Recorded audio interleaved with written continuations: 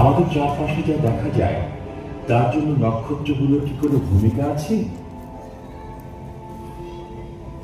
আমি জাহিদ ইকবাল, আপনাদের সাথে থেকে এই নক্ষত্র ভ্রমণে খুঁজে দেখব।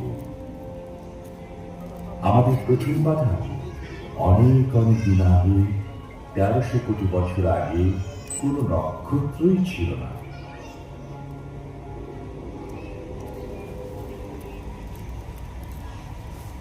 কেবল ঘন পদার্থের অদৃশ্য কোনো বস্তু ছিল এবং এর মধ্যে ছিল হাইড্রোজেন ও হিলিয়াম গ্যাস। ঘন বস্তুর মধ্যাকর্ষণের মধ্যে এই গ্যাস সঞ্চিত হয়ে প্রথম তারাগুলো সৃষ্টি হয়।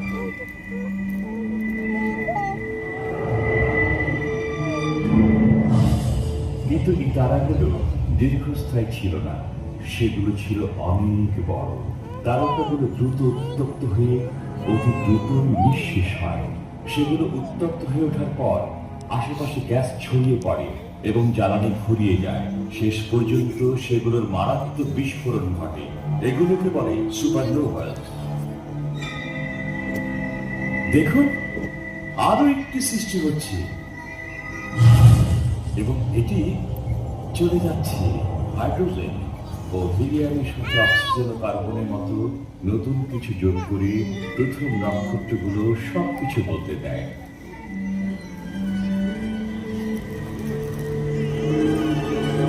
পরে সুপারনোভাস বিস্ফোরিত হয়ে মহাশূন্যে নতুন নক্ষত্র ও গ্রহ আগমনের উপাদান